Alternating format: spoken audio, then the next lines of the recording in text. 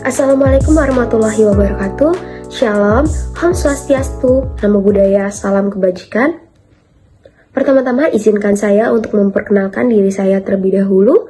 Nama saya Melisa Lim dengan NIM 2253149196. Oh ya teman-teman, di sini kalian sudah pada tahu belum apa itu cuaca? Jika belum, cuaca adalah suatu kondisi atmosfer di wilayah tertentu dengan rentang waktu yang relatif pendek, seperti suhu, kelembapan udara, curah hujan, dan tekanan angin. Cuaca adalah salah satu aspek kehidupan sehari-hari yang mempengaruhi aktivitas kita, mulai dari apa yang akan kita kenakan, hingga bagaimana kita akan merencanakan hari ini. Maka dari itu, kita membutuhkan prediksi cuaca. Apa sih itu prediksi cuaca? Prediksi cuaca adalah alat yang sangat berharga dalam merencanakan hari-hari kita dengan informasi yang akurat tentang cuaca apa yang akan terjadi hari ini atau beberapa hari yang akan datang. Dengan itu, kita bisa membuat keputusan seperti apa yang akan kita kenakan hari ini dengan kondisi cuaca yang telah diprediksikan, atau merencanakan hari ini dengan kondisi yang telah diprediksikan. Maka dari itu, saya dan rekan-rekan sekelompok saya memilih dataset dengan judul prediksi cuaca atau weather prediction.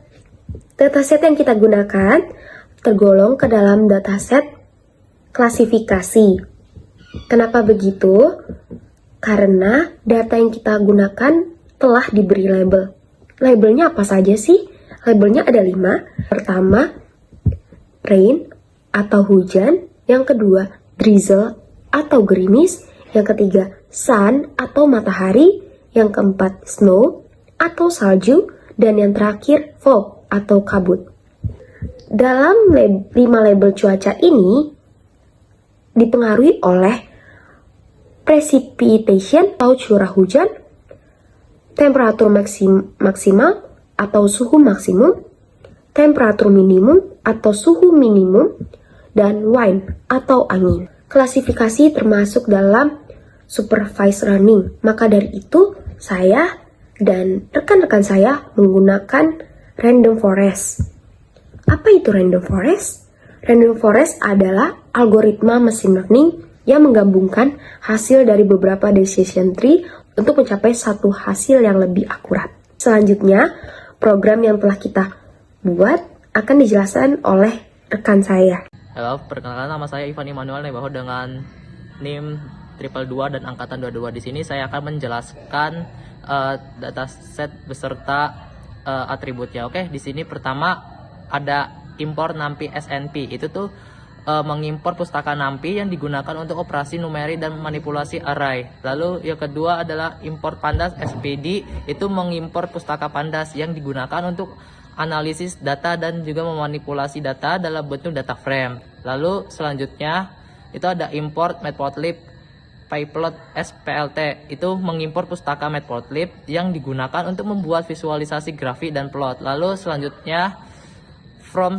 sklearn.assemble import random forest classifier, itu mengimport kelas random forest classifier dari pustaka sklearn yang digunakan untuk membangun model klasifikasi berbasis random forest. Oke, selanjutnya atributnya yaitu from sklearn model selection import train test split, itu fungsinya mengimport train test split dari pustaka sklearn yang digunakan untuk membagi dataset menjadi data pelatihan dan data pengujian. Selanjutnya atributnya from sklearn processing import label encoder, itu mengimport kelas label encoder dari pustaka sklearn yang digunakan untuk mengkodekan label kategori menjadi bilangan bulat. Oke, selanjutnya itu untuk membaca datasetnya itu yaitu df PD read CSP dengan nama CSP-nya itu Seattle Weather. Itu berfungsi membaca dataset dari file CSP-nya dengan nama Seattle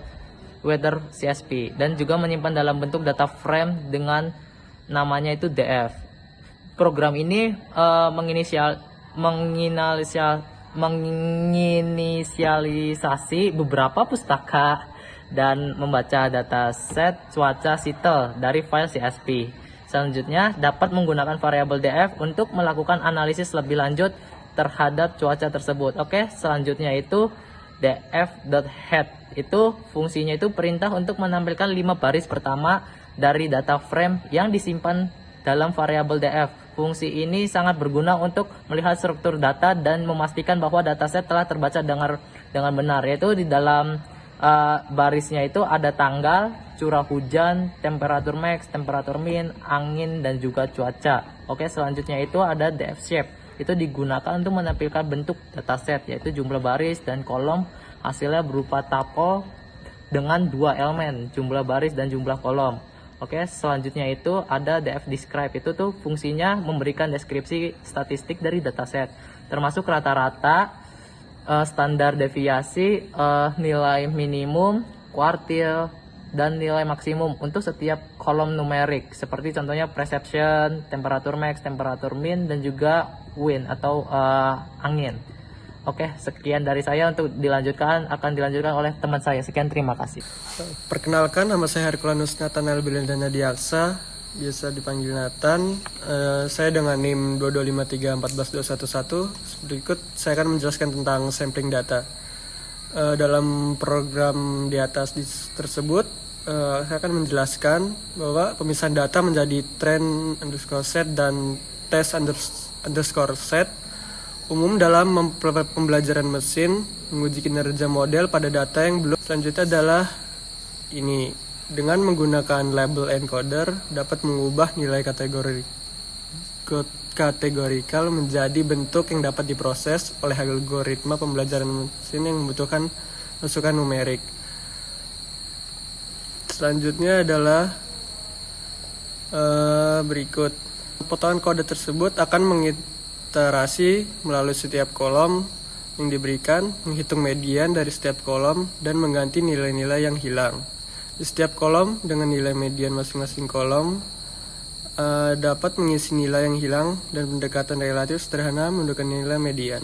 Selanjutnya, sampling data memisahkan data menjadi features dan target. Bertujuan untuk memisahkan data menjadi features dan target. Proses ini memisahkan dataset menjadi 2 bagian utama, fitur dan target. Fitur adalah variabel-variabel yang digunakan sebagai input untuk memprediksi target.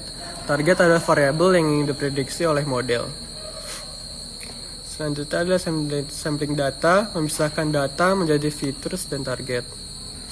X adalah kumpulan fitur atau variabel independen yang digunakan sebagai input untuk melatih model machine learning.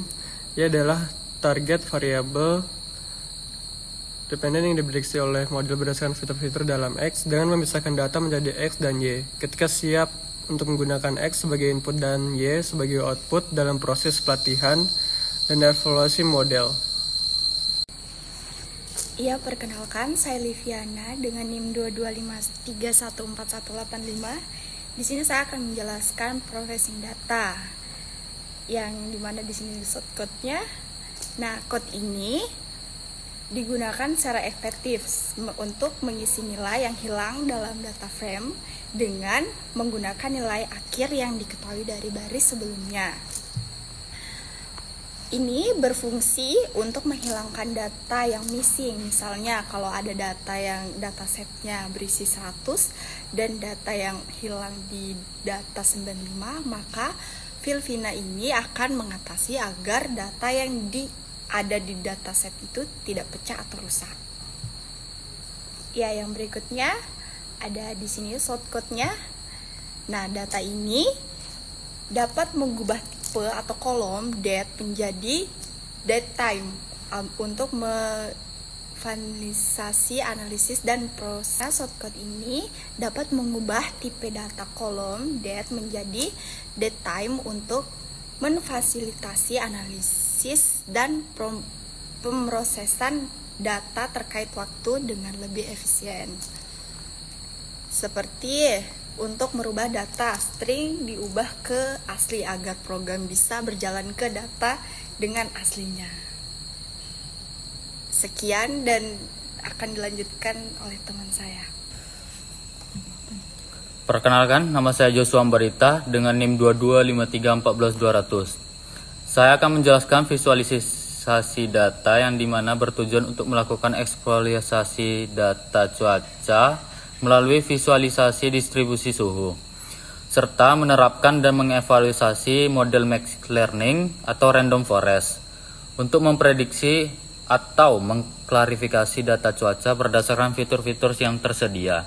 Oke, programnya berada di sebelah kiri saya.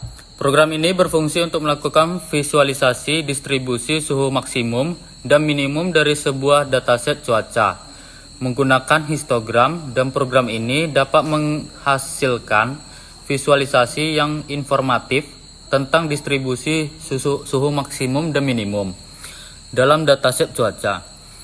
Histogram membantu dalam melihat pola distribusi dan frekuensi nilai-nilai suhu, serta membandingkan distribusi kedua variabel suhu secara bersamaan. Oke, outputnya berada di sebelah kiri saya juga. Program selanjutnya berada di sebelah kiri saya yang berfungsi untuk melakukan visualisasi data cuaca berdasarkan jenis cuaca yang ada dalam dataset. Kesimpulan dari program ini merupakan langkah awal untuk mengorganisasi data cuaca berdasarkan jenis cuaca. Program selanjutnya berada di sebelah kiri saya, berfungsi untuk melakukan visualisasi distribusi suhu maksimum dan minimum untuk setiap jenis cuaca yang ada dalam dataset. Dan kesimpulan dari program ini berguna untuk memahami distribusi suhu maksimum dan minimum untuk setiap jenis cuaca dalam dataset. Dan di sebelah kiri saya, program yang berisi output. Oke teman-teman, sekian dari video kami. Jika ada kesalahan kata mohon dimaafkan ya. Terima kasih.